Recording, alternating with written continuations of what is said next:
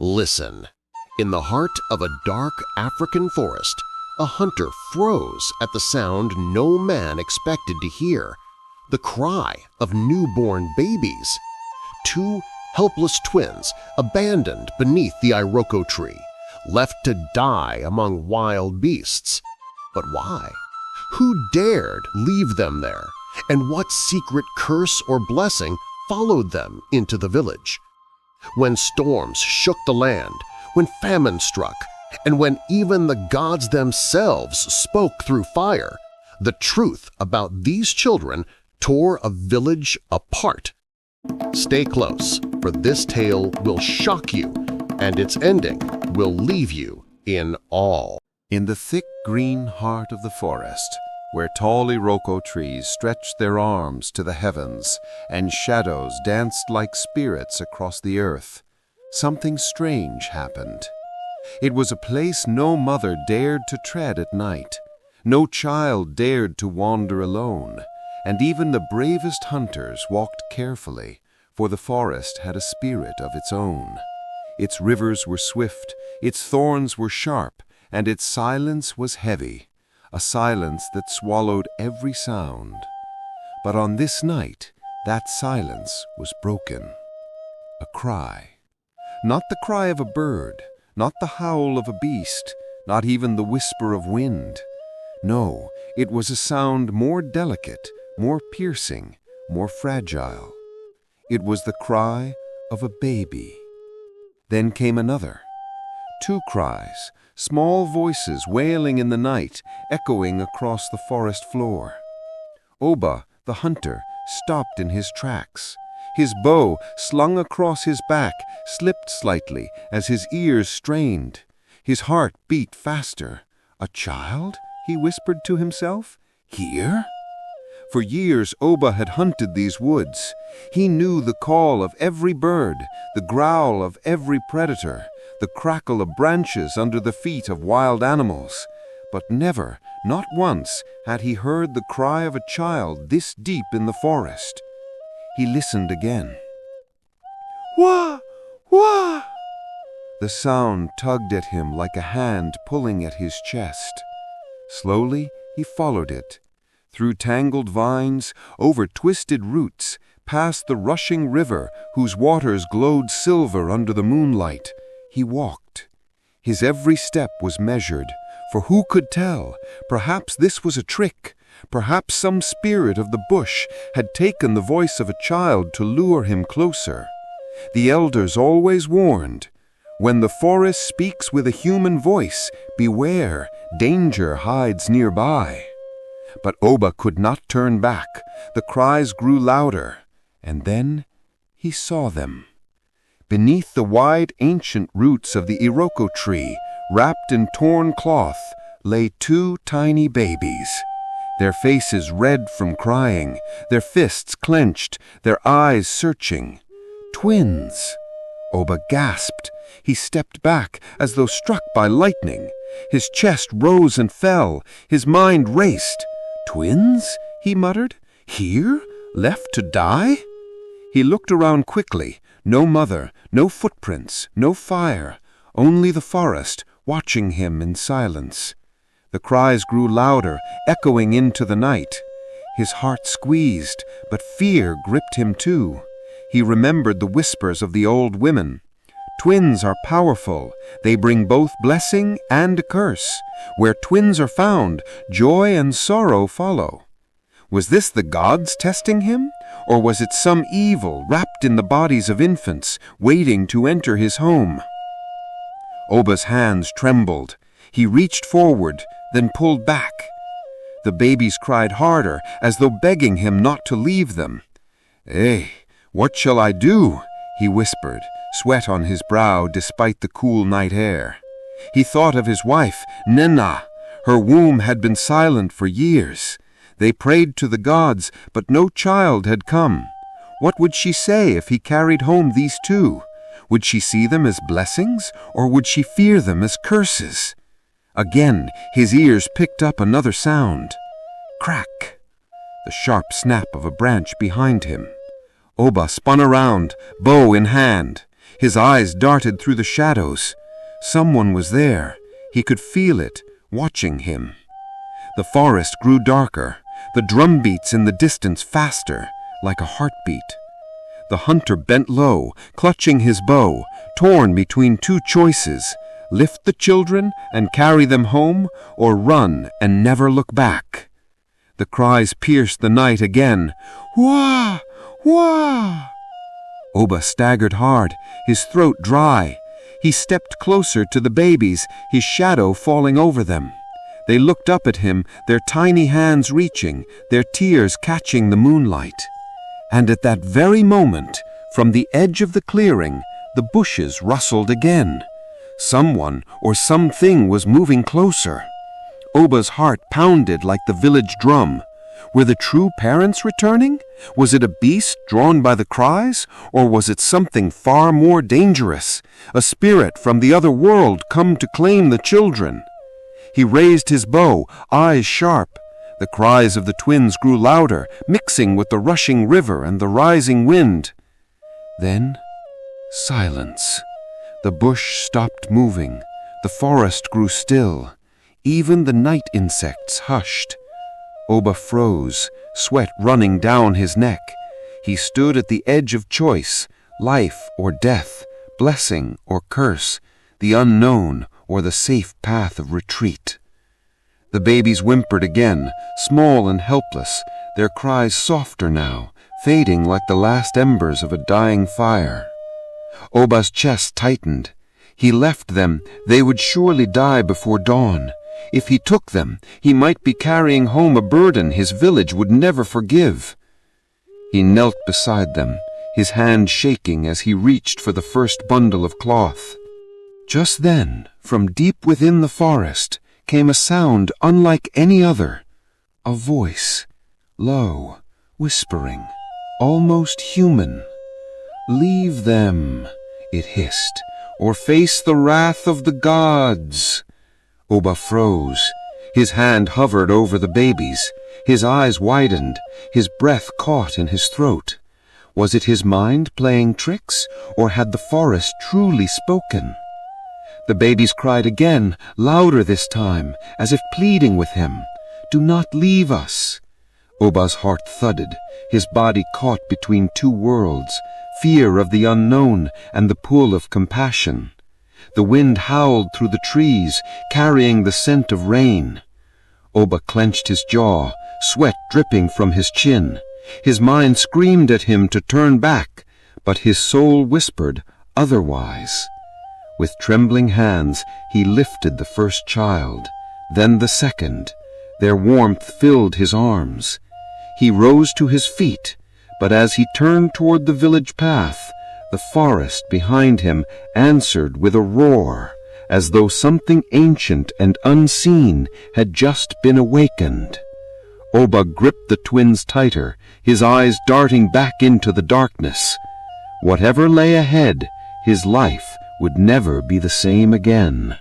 But who had left the twins beneath the Iroko tree, and why did the forest itself seem to resist Oba's choice? Oba walked swiftly through the forest, the weight of the twins heavy in his arms, not because they were large, but because the choice he had made pressed on him like a millstone. Every rustle in the bushes made him flinch. Every cry of the babies echoed like a drumbeat in his head. He felt the forest itself watching him, as though unseen eyes followed his every step. The words of the whisper still rang in his ears, "Leave them, or face the wrath of the gods." But how could he? Could any man with a heart leave two helpless children to die? As he drew closer to the village, fear twisted in his belly. The villagers had strong beliefs about twins. Some called them a double blessing, a gift from the heavens. Others saw them as a curse, a dangerous omen. Oba's wife, Nanina, would rejoice, he was sure. Her arms had longed for children. She had prayed under the moon, sacrificed at the shrine, wept in silence when other women mocked her emptiness. To her, these babies would be answered prayers. But the elders, the people, That was another story. When Oba finally reached the edge of the forest, the moonlight revealed the thatched roofs of the village ahead. Smoke curled faintly from a dying fire. Dogs barked in the distance. He stopped. His arms tightened around the bundles. "If I step into the village with these children," he whispered to himself, "what will they call me? Brave or foolish?" The twins stirred, one of them opening tiny eyes to look up at him. Their gaze, innocent yet strangely knowing, pierced through his doubts. "Ah," Oba groaned, shaking his head. "Why did the gods give me this burden? Why me?" He stood for a long moment at the edge of the village, torn between duty and fear, compassion and survival. Then from behind him, the forest gave a low, haunting sigh, a rush of wind that bent the branches and made the trees whisper. Oba turned sharply, his heart pounding. Had the spirits followed him? The babies whimpered again, clinging to his chest as though they too feared the darkness behind. He swallowed hard, steadied his breath, and stepped forward into the village shadows. The village dogs barked louder now. Somewhere, a door creaked open. A neighbor's voice muttered, "Who walks at this hour?" Oba's steps quickened. His only thought was to reach his hut before the eyes of the village could fall upon him. But as he approached his doorway, a shape stirred by the fire. Ninina rose from where she had been waiting, her face pale in the moonlight. Her eyes fell on the bundles in his arms. Her breath caught, and then a sound escaped her lips, half a gasp, half a cry of joy. But before Oba could speak, a voice from the shadows nearby called out sharply, "Hunter, what have you brought into our midst?" By dawn, the village was alive with whispers. The story had already spread like harmattan fire. Oba the hunter had returned from the forest, carrying not one, but 2 babies, twins. Men gathered at the square, shaking their heads. Old women spat on the ground as if to chase away evil. Children ran from hut to hut, repeating what they had heard in hushed voices. "Twins, twins have entered our village." Inside his hut, Oba sat quietly, staring at the floor. The twins slept peacefully in a woven basket beside the fire, but peace was far from his heart. Ninina, his wife, moved about with trembling hands, her face glowing with joy. She could not stop looking at the babies. She touched their tiny fingers, kissed their soft cheeks, whispered prayers of thanks to the gods. "Oba," she said at last, her voice full of longing, "the gods have answered us. They have given us children after all these years." But Oba's chest felt heavy. He looked at her and asked quietly, "Or have they given us a test, Ninina? For you know the people will not accept this so easily." Even as he spoke, voices gathered outside. The footsteps of neighbors shuffled closer. Someone cleared their throat, another hissed under their breath. Then came the knock. 3 firm raps on the wooden door. Oba rose slowly and opened it. There stood 3 women from the village, their eyes sharp with suspicion. One of them, Mama Ejima, leaned forward. "We heard crying, Hunter. We heard you brought something back from the forest. Show us." Ninina clutched the twins protectively, her arms wrapping around them like a shield. "They are children," she said firmly. "Innocent children. They need love, not suspicion." But the women only exchanged dark looks. "Twins," one of them whispered. "A double blessing, some say, but also a double curse. Remember the stories. Strange things happen when twins are in a home. Joy and sorrow travel together." Oba's jaw tightened. "They are only babies. They mean no harm." The women were not convinced. One pointed to the forest beyond. "Then why were they abandoned? Who left them beneath the Iroko tree? Have you thought of that, Oba?" Perhaps their mother cast them away because she knew what they were. The words cut deep, heavy with suspicion. The baby stirred and began to cry again, loud, piercing cries that filled the hut. Outside, villagers gasped. Some backed away, muttering prayers. Others leaned closer, eager for more gossip. From the distance, the sound of a drum rolled across the village. Oba's eyes darkened. He knew that drumbeat.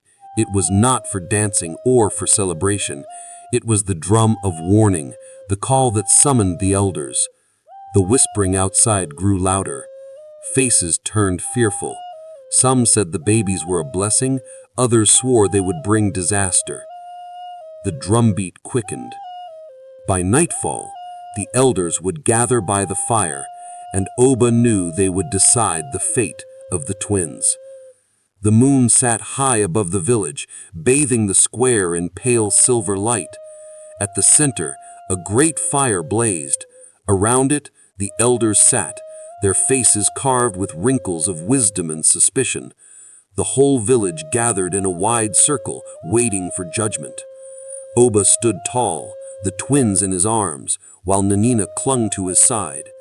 The people's whispers buzzed like restless bees. The oldest elder, Akpala, rose slowly. He leaned on his carved staff, his eyes piercing as he spoke.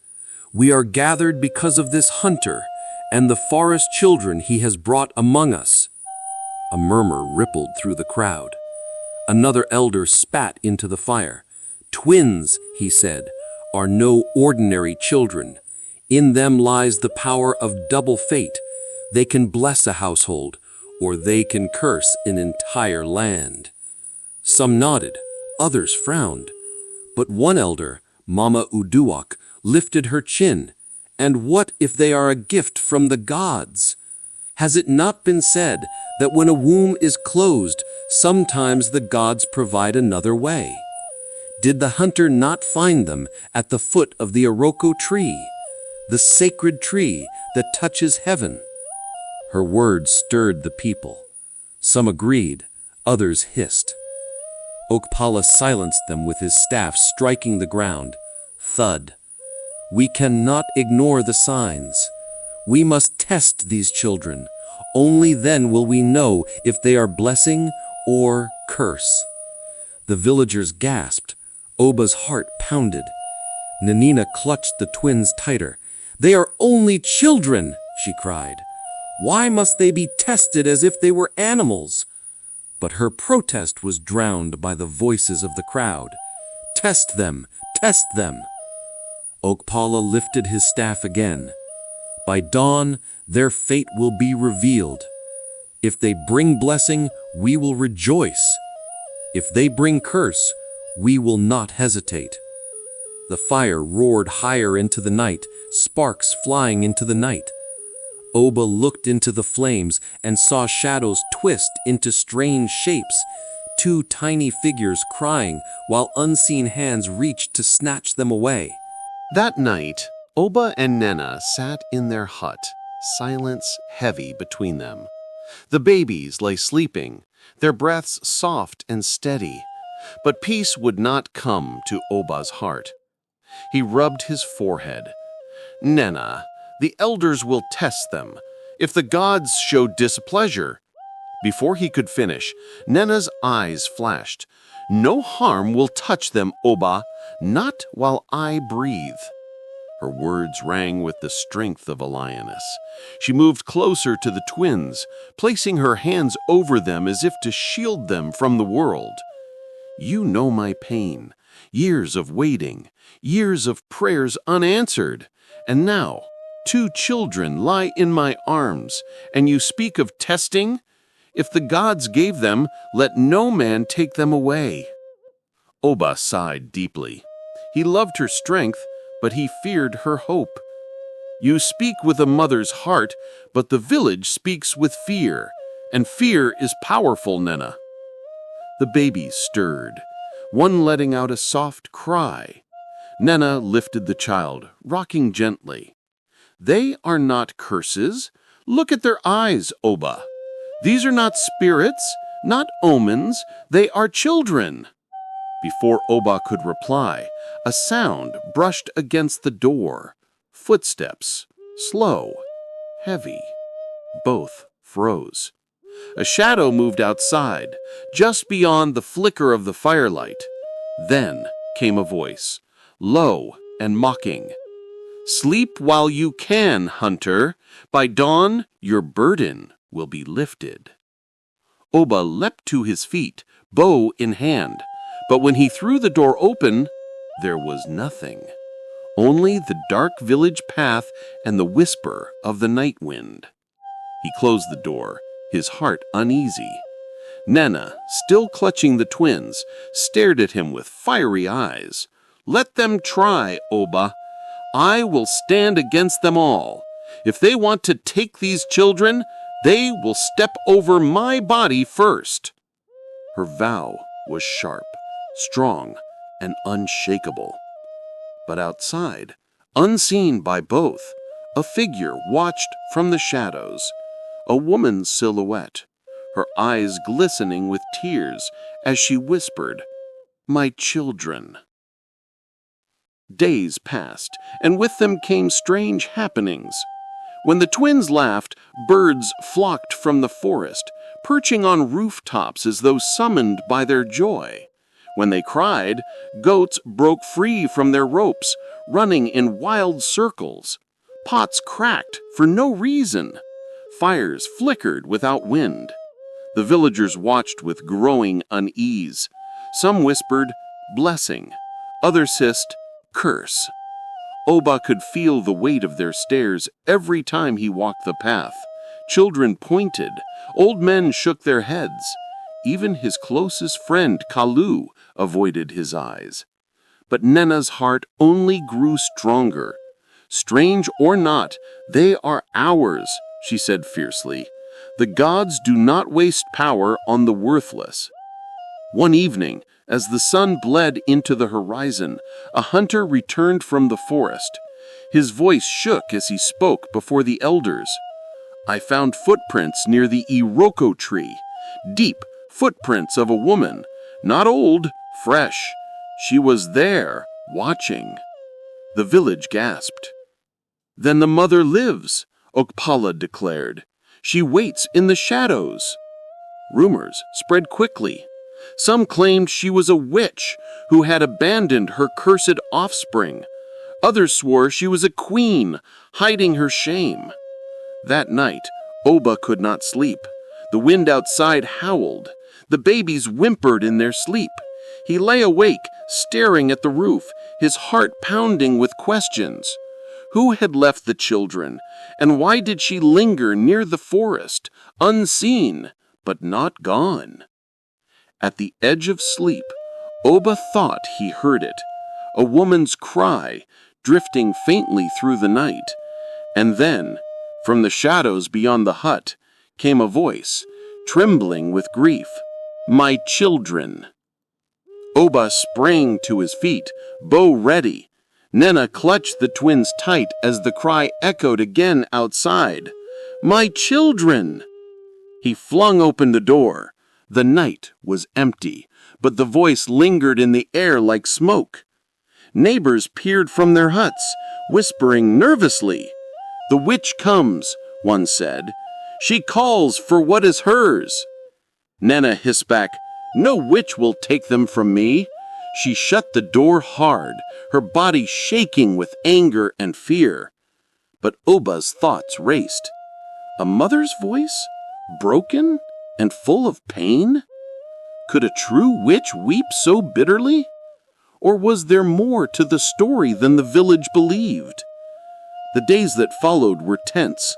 Strange shadows lingered at the edge of the forest. Once, Oba returned from hunting to find footprints near his hut, small, bare, and fresh. The whispers in the village grew louder. The real mother wants them back. One evening, Nena found a scrap of cloth tied to the hut's doorway. It was worn, but stitched with patterns of wealth, not something a poor woman would own. Nena's eyes narrowed. This is no common witch. Whoever she is, she hides among us." That night, as a storm gathered over the hills, the twins began to cry, louder than ever before. Their voices seemed to call not only to Oba and Nena, but to someone unseen, waiting beyond the shadows.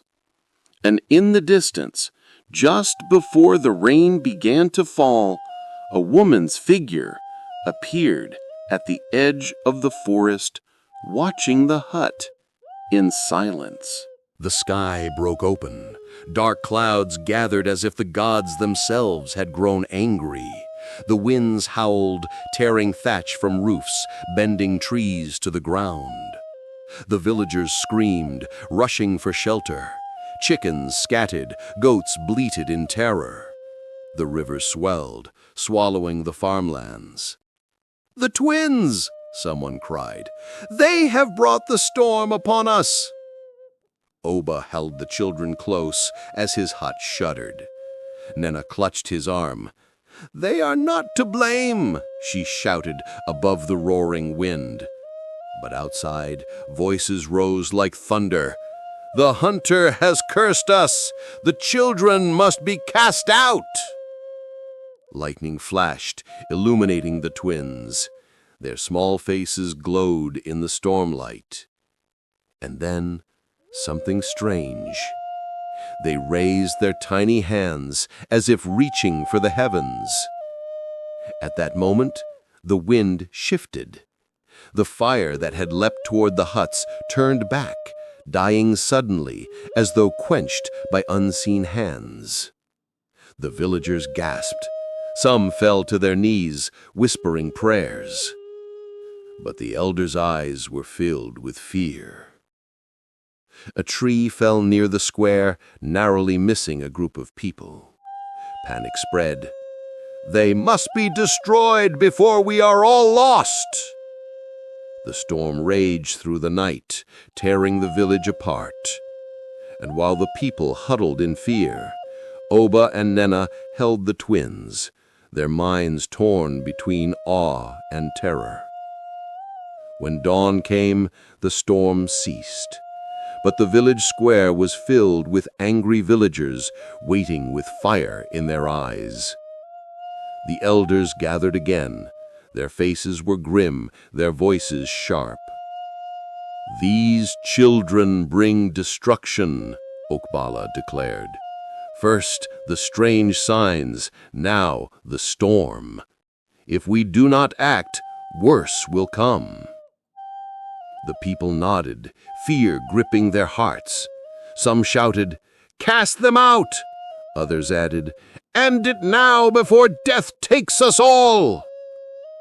Oba stood in the center, his bow slung at his back, his jaw tight. Beside him, Nena clutched the twins, refusing to let go. He searched the crowd for a friendly face, but even his closest friend, Kalu, looked away.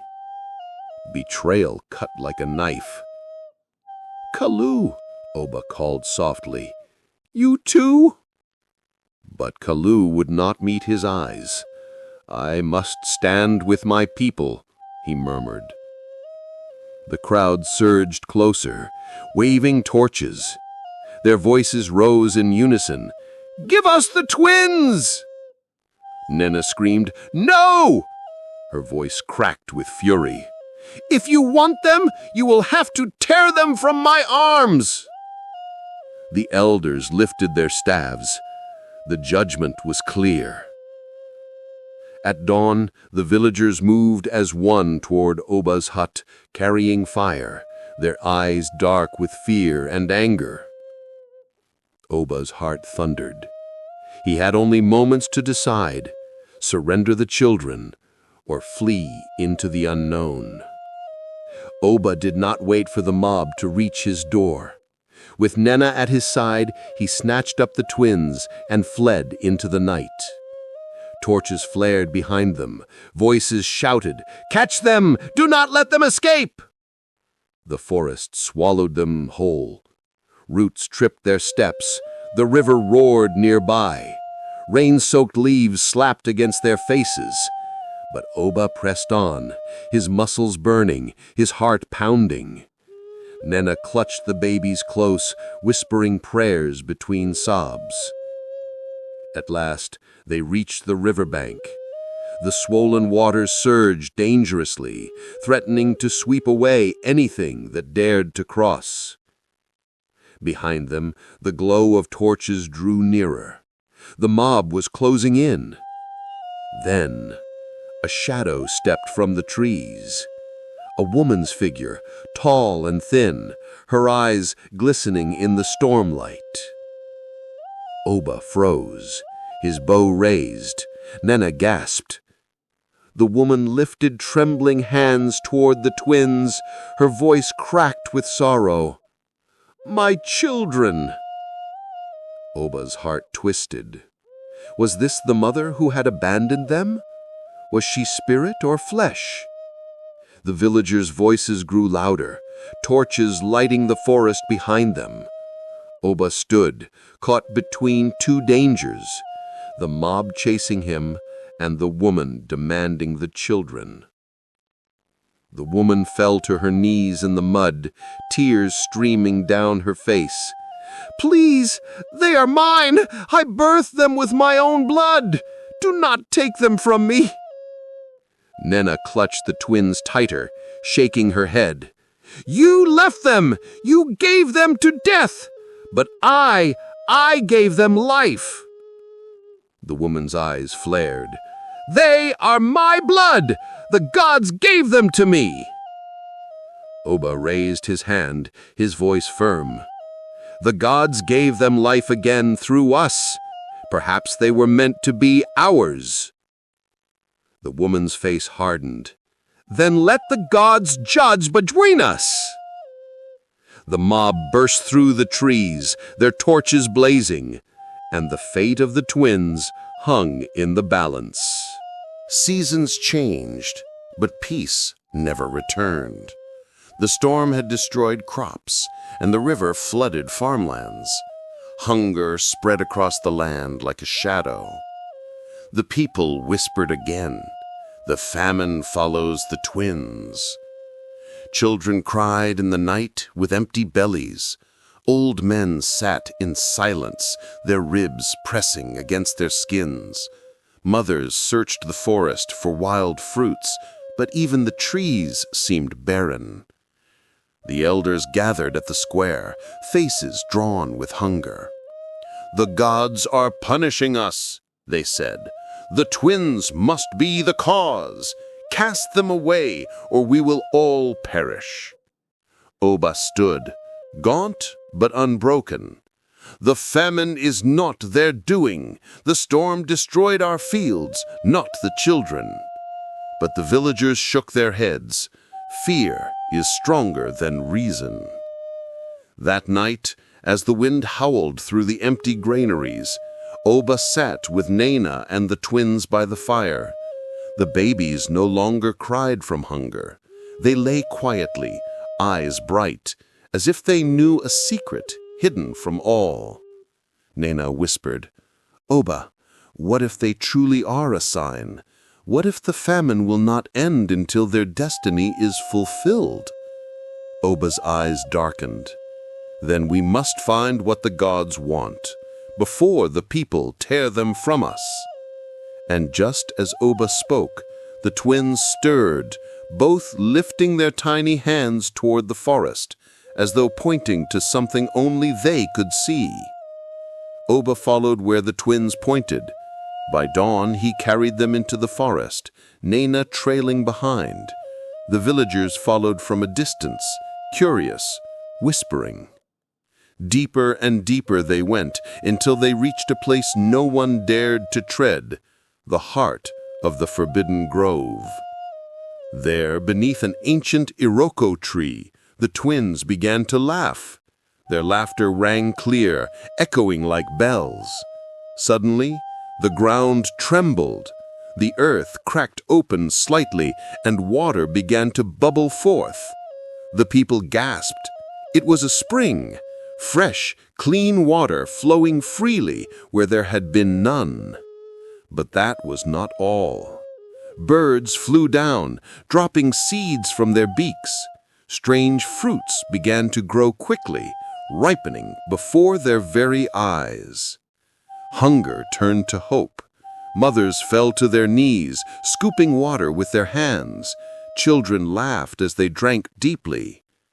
Oba's chest swelled with pride and wonder. The twins had not brought famine, they had brought life. But from the crowd, a sharp cry rang out. The chief's daughter stepped forward, her eyes blazing. "They are mine!" she shouted. "The miracle came through my blood!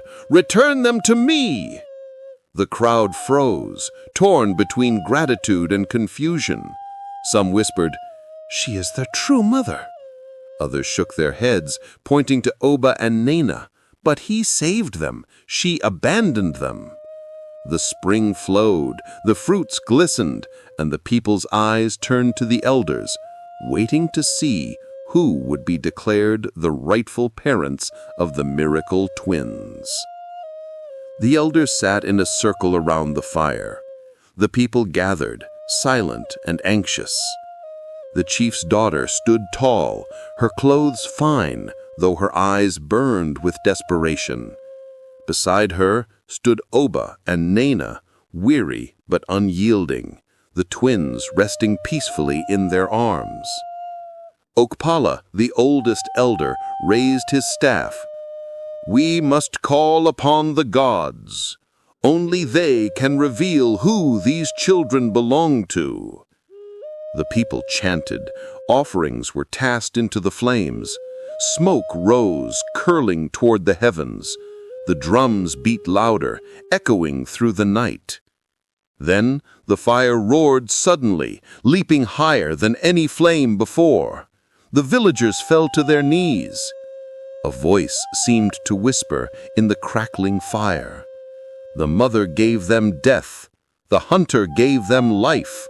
Let life keep what it has saved. The people gasped. Some cried aloud. The chief's daughter fell to the ground, wailing, "No, they are mine!" But the flames flared again, brighter, hotter, and then collapsed into glowing embers. Silence followed, heavy and final. The verdict was clear. Oba and Nena held the twins close as tears streamed down their faces. Joy and fear mingled in their hearts. But as the people began to rejoice, the chief's daughter rose slowly, her eyes no longer full of sorrow, but of vengeance. Time passed, and the famine ended. The spring fed the land, crops flourished, and the village thrived again. The twins grew strong, laughter filling Oba's hut. Nena's only empty arms now overflowed with joy. Oba, once a poor hunter mocked for his misfortune, now stood honored among his people. But the shadows of sorrow had not fully passed. The chief's daughter, bitter and envious, plotted in silence. She tried to steal into Oba's hut one night, but the villagers caught her. She tried to curse the children with charms, but the charms crumbled to dust. At last, she was brought before the elders once more. This time, the judgment was harsher. "Your jealousy nearly destroyed us," they said. "Go into exile, and may the land forget your bitterness." And so, she was cast away. As seasons turned, the twins became a blessing to all.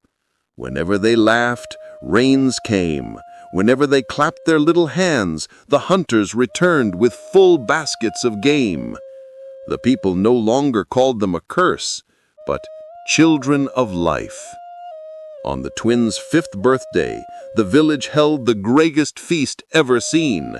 Drums thundered, fires blazed, dancers stamped the earth until the ground shook with joy. Oba rose to speak. His voice carried strength, shaped by struggle. Brothers and sisters, let us remember this. Do not throw away what you do not understand, for even the smallest child may carry the blessing of the ancestors. The crowd roared with agreement.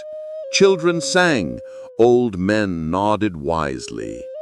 And so, after sorrow, came joy, and the story of the twins lived on, told by firelight, passed from lips to eager ears, a lesson never forgotten. Thanks for watching. Share your thoughts in the comments section. Also, subscribe to this channel and turn on post notification to get more exciting stories from us.